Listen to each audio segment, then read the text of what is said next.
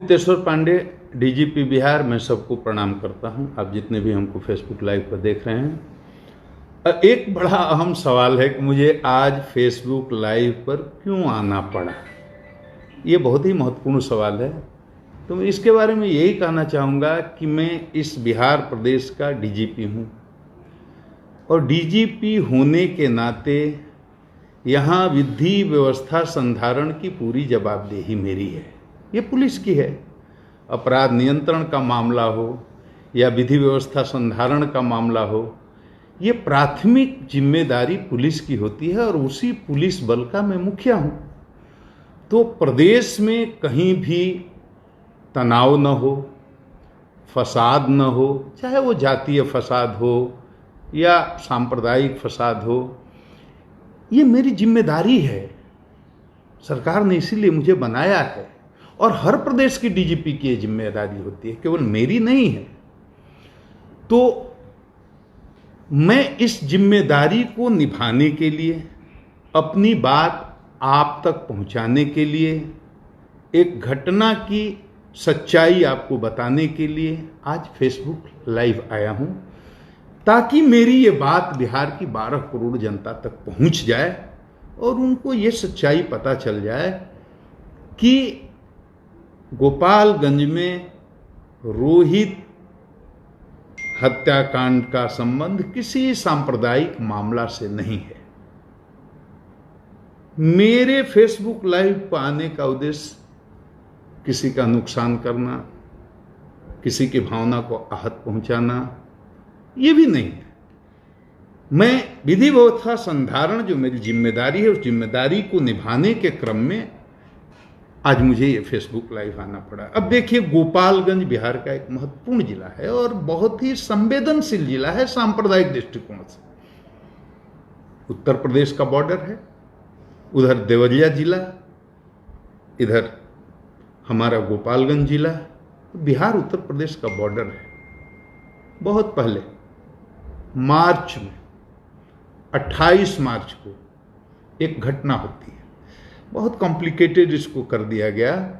मैं बहुत कम शब्द में, कम समय में, बिल्कुल जो अभी तक के अनुसंधान का सार है वो मैं आपको बता रहा हूं।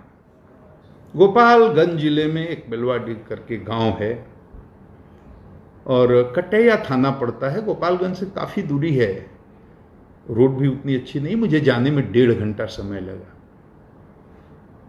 एक रोहित हत्याकांड का मामला जो 28 मार्च को हुआ था। 5 बच्चे हैं, 2 हिंदू संप्रदाय के हैं, 3 अल्पसंख्यक समुदाय के हैं, 5 नाबालिग हैं। 13 साल, 14 साल, 15 साल, 16 साल, यही उम्र रही होगी। मैंने सबको देखा है, सबसे मिला हूं, एक मृतक रोहित को छोड़कर, और सबसे बात भी की है। सब नाबालिग बच्चे हैं, आपस में दोस्त हैं, आपस में मिलते हैं, जुलते हैं, खेलते हैं। मैंने वादी का बयान भी लिया है, मृतक रोहित के पिता का, उनकी मां का, और उन्होंने स्वीकार किया है कि मित्रता थी। कोई दुश्मनी की बात प्रकाश में अभी तक आई नहीं। गांव में कोई झगड़ा हो, झंझट हो, तनाव हो, हिंदू मुस्लिम की बात हो, मुझे तो लोगों ने बताया 15 साल से कोई बात ऐसी नहीं हुई। एक से एक स्थितियां आई, एक से एक परिस्थितियां आई, और हाल के इस साल में तो कई ऐसे अवसर आए जब सांप्रदायिक सद्भाव बिगड़ सकता था। और आप सब इस बात के गवाह हैं कि देश में बहुत जगह बिगड़ा भी, लेकिन बिहार अपनी धुरी पर खड़ा रहा। कहीं कोई सांप्रदायिक विवाद फसाद हुआ नहीं। ये 12 करोड़ बिहार की अमन चैन पसंद जनता का कमाल है। ये बिहार के डीजीपी का कमाल नहीं है, ये लोगों का कमाल है कि वो जहां थे खड़े रहे, सांप्रदायिक सद्भाव को बनाए रखा। एक से एक परिस्थितियां आई। उस गांव में बताया लोगों ने कि 15 साल उसके पहले भी कोई इतिहास नहीं है कि आपस में सांप्रदायिक तनाव हुआ हो। बड़ा गांव है। बताया गया कि 400 से अधिक लोग हिंदू हैं और मुसलमान तो दाल में नमक की तरह है, वहां अल्पसंख्यक के समुदाय के लोग, बताया गया मुश्किल से 10-15 घर होंगे, बहुत छोटी संख्या है। आपस में प्रेम है, एकता है, मोहब्बत है, भाईचारा है, किसी तरह की कोई तनाव की सूचना नहीं है, कोई इतिहास भी ऐसा नहीं है। ये 5 बच्चे हैं, 2 हिंदू के हैं, 3 मुसलमान के हैं, ये 5 नाबालिग हैं, एक उम्र के हैं, एक साथ खेलते हैं, खाते हैं, उठते हैं, बैठते हैं। और रोज की तरह उस दिन भी ये 5 गए। एक हिंदू बालक, वही जाकर के उसको बुलाया, चलो हम लोग खेलने चलते हैं। 3 साइकिल, 5 ये मित्र साथ जाते हैं गांव से 3-4 किलोमीटर दूर। एक खनुआ नदी है, यही नदी है जो उत्तर प्रदेश को बिहार से डिवाइड करती है। 20 फीट चौड़ी होगी, लेकिन गहरी बहुत है।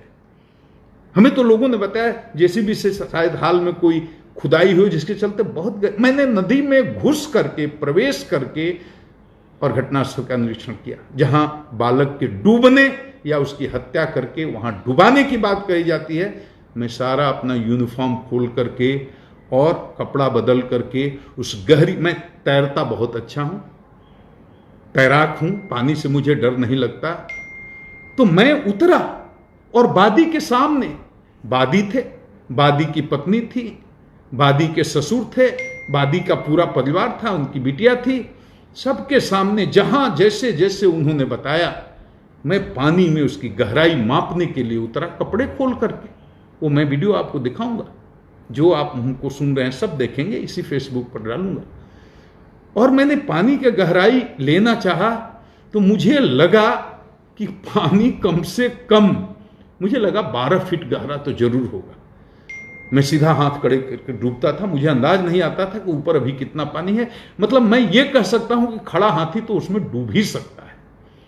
और मुझे बताया गया कि मार्च में जब यह घटना हुई थी या दुर्घटना हुई थी, उस समय पानी का स्तर और ऊपर था, मतलब पानी और ज्यादा रहा होगा। वहां पर उस घटना स्थल का निरीक्षण किया और घटना स्थल पर ही मैंने बादी की पत्नी का, यानी रोहित के पिता का, रोहित की मां का, रोहित के नाना का, ये जो लोग अभियोजन पक्ष के थे उनका बयान लिया, बाकी लोगों का भी लिया। घटनास्थल पर वहां जंगल है, झाड़ी है और पेड़ पौधे हैं, और अगल बगल के लोग भैंस चराने के लिए, पशु चराने के लिए दिन भर वहां रहते हैं। बड़ा मनोरम दृश्य है वहां का।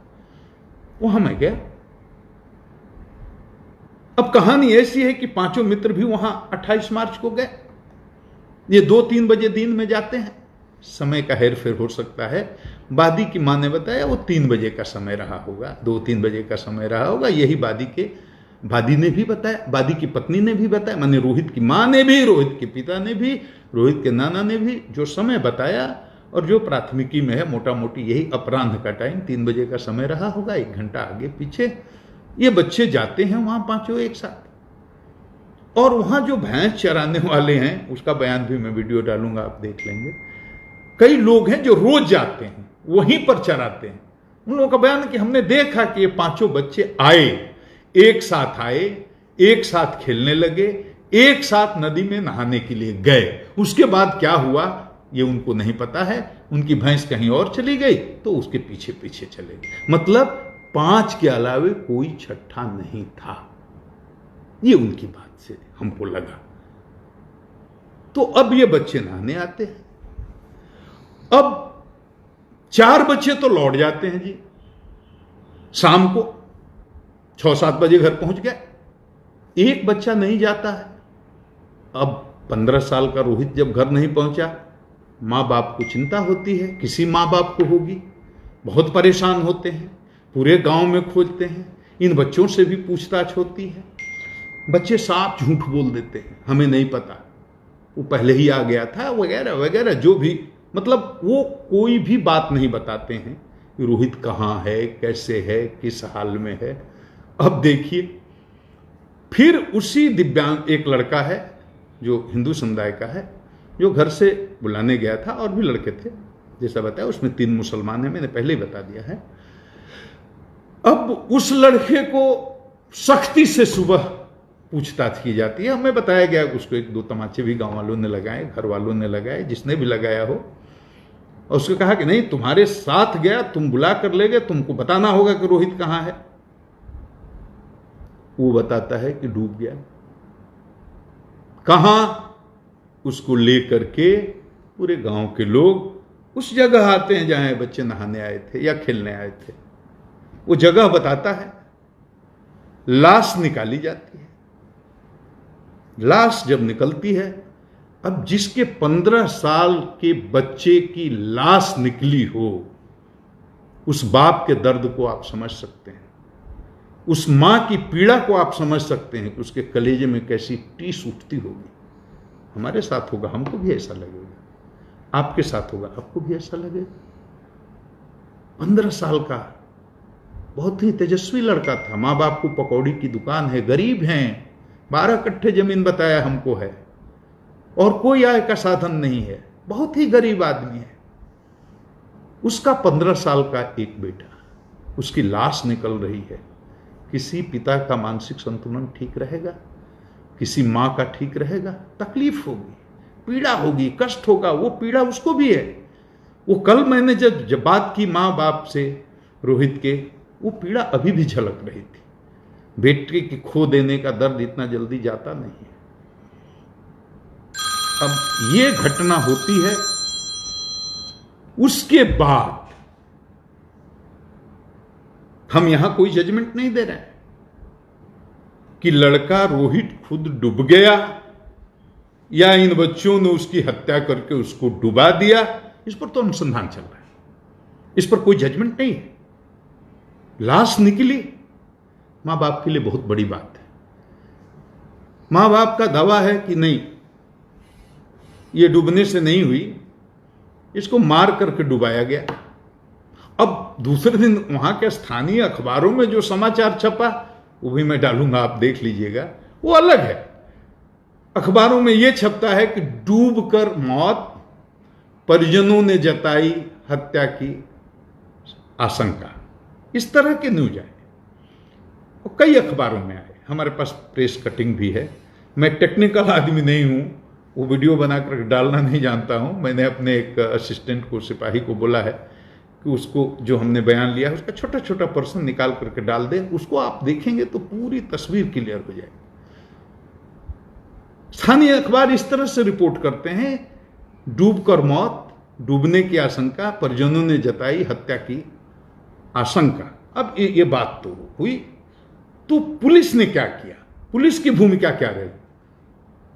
पुलिस ने कोई इफ बट नहीं किया। रोहित के पिता ने जो कहा, पुलिस ने एफआईआर कर लिया।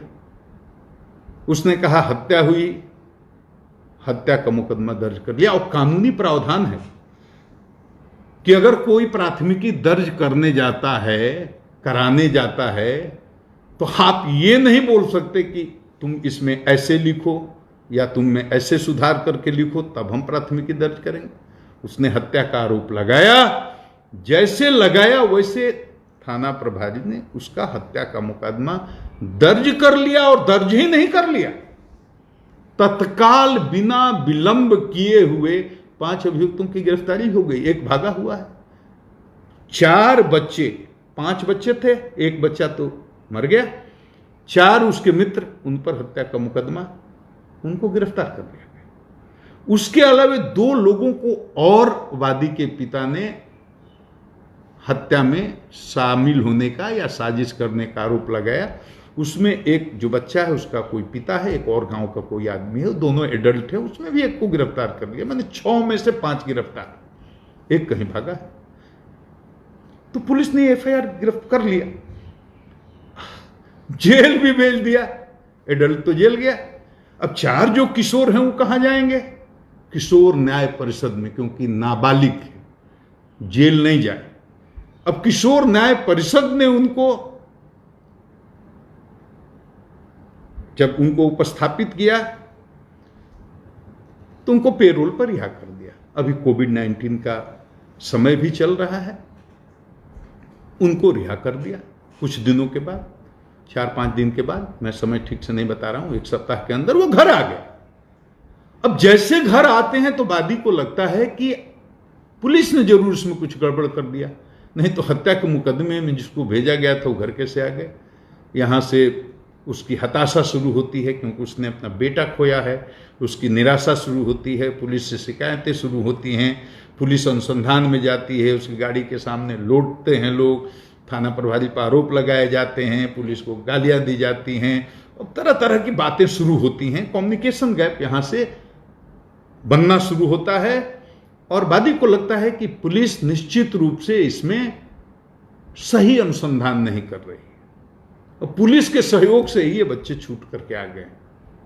ये सच नहीं है, लेकिन ऐसा आरोप और लगता है और वादी के मन में एक हताशा का भाव, निराशा का भाव फैलने लगता है।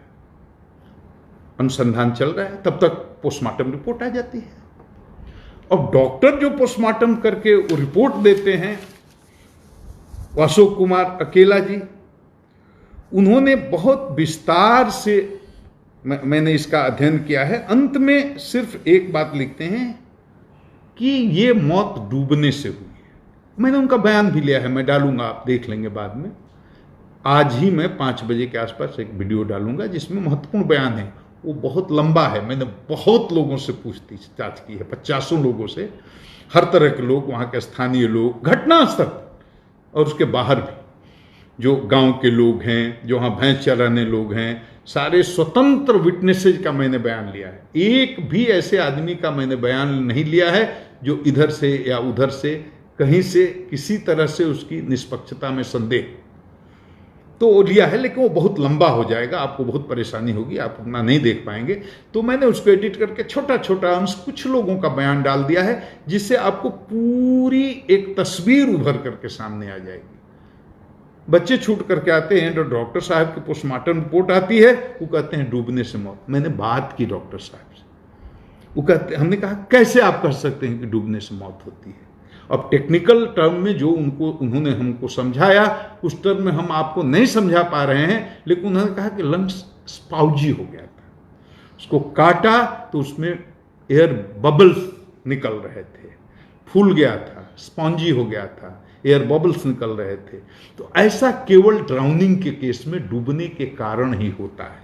ये आम आदमी की भाषा में आपको समझा रहा हूं। मैंने ये भी सवाल किया, डॉक्टर साहब आंख में थोड़ा खून या कान में, नाक में खून, इस तरह की बात भी बताई जा रही है। तो उन्होंने बताया डूबने के क्रम में आंख पर और नाक पर इतना प्रेशर पड़ता है कि निकलने के बाद वो नसों से खून निकल जाना या थोड़ा रिसाव हो जाना ये संभव है। लेकिन जब इनके यहाँ डेड बॉडी पोस्टमार्टम के लिए आई थी तो उस समय खून सूख गया था। डॉक्टर साहब ने यह भी बताया कि कहीं भी एक्सटर्नल इंजरी या माने शरीर के बाहरी हिस्से में या अंदर के किसी भी हिस्से में कोई उस बच्चे में इंजरी यानी जख्म नहीं पाया गया। मतलब किसी प्रकार के जख्म के कारण उसकी मृत्यु नहीं हुई है, न गले में किसी तरह का कोई ऐसा निशान या कुछ भी। तो ये डॉक्टर साहब का ओपिनियन, मैं अपनी तरफ से कुछ नहीं कर रहा। मैंने फिर एक दूसरे डॉक्टर साहब जो वही सदर हॉस्पिटल में पदस्थापित हैं उनसे भी मैंने ओपिनियन ली, उनसे भी बात किया और उसका एसपी साहब ने भी बयान लिया था, उस वीडियो को मैं डाल दूंगा। उनका भी ओपिनियन था कि ये मृत्यु डूबने से हुई है। लेकिन हम यहाँ केवल इससे संतुष्ट नहीं है, हम अनुसंधान को क्लोज नहीं कर रहे हैं।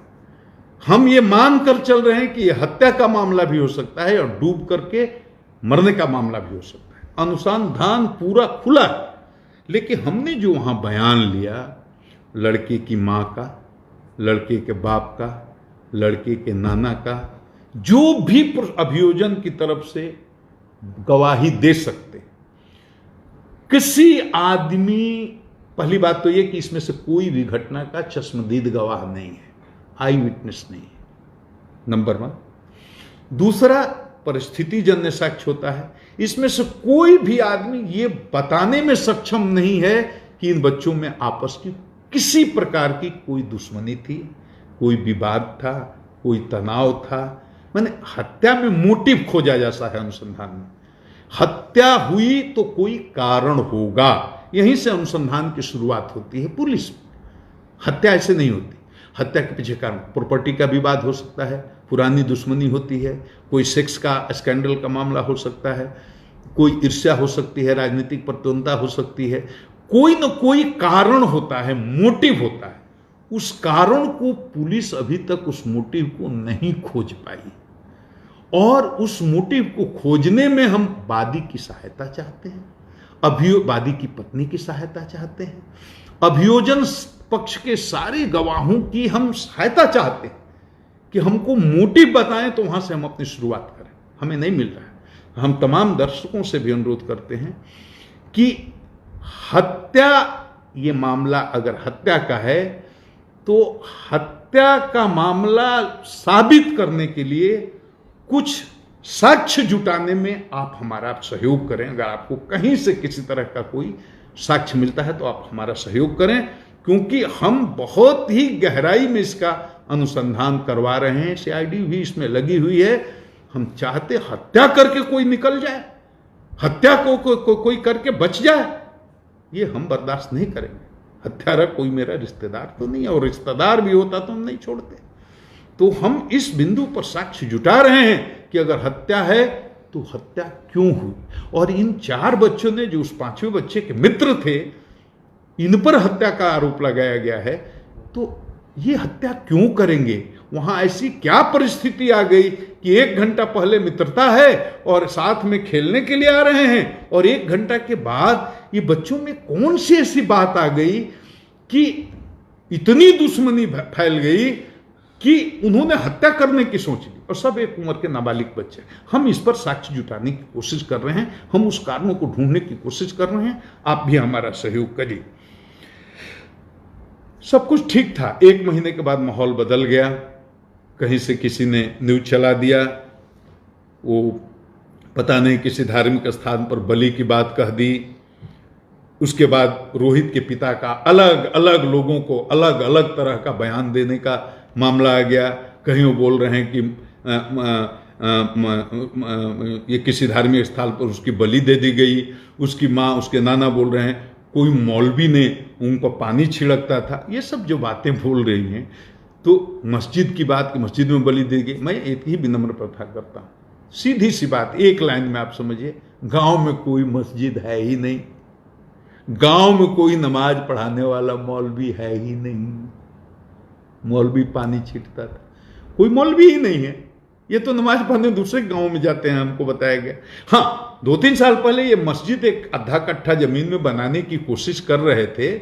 उसकी नींव भर पड़ी है, एक जगह 7 फीट की दीवार भी उठाई गई है ऊंची, लेकिन पैसा नहीं होने से या जिस कारण से वो काम पूरा नहीं हुआ, इन लोगों ने छोड़ दिया।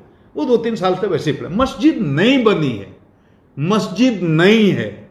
मैं फिर से रिपीट करता हूं, गांव में मस्जिद नहीं है, न नमाज पढ़ाने वाला कोई मौलवी है। और फिर मैंने बहुत लोगों से बयान लिया, गांव के लोग, निष्पक्ष लोग, और जिसका बयान लिया सारे एक बहुसंख्यक संप्रदाय के लोग, मैंने हिंदू लोग थे। एक एक से पूछा और सबने एक स्वर से कहा कि इसमें कोई सांप्रदायिक मामला ही नहीं है, इसमें कोई मस्जिद मंदिर वाली बात ही नहीं है, ये सब बेकार बात है। ये अफवाह कहां से फैली, कैसे फैली, क्यों फैली, ये हम लोग नहीं जानते हैं। स्थानीय स्तर पर किसी तरह का कोई न सांप्रदायिक तनाव है, न था, न कोई ऐसा मामला है। सारे पत्रकार भी वहां लोकल, जो वहां के रहने वाले, गोपालगंज के नहीं, कटैया के, जहां की घटना है, वो पता नहीं, मैंने किसी को बताया नहीं था। मैं बिल्कुल अकेला अपने एसपी डीआईजी को लेकर गया था, लेकिन सूचना और गाड़ियों का काफिला देकर उनको पता चल गया होगा। तो 10-12 पत्रकार गए, एक एक आदमी से पूछा, सबने कहा सर हम लोगों ने कभी रिपोर्टिंग ही नहीं की इस तरह की बात की कि कोई सांप्रदायिक मामला है। टोटल बिल्कुल निराधार है। अब कहाँ से किसने ये फैला दी, और जिसके चलते इतना भीषण सांप्रदायिक तनाव की स्थिति उत्पन्न हो गई, तो ये बहुत ही गंभीर मामला है।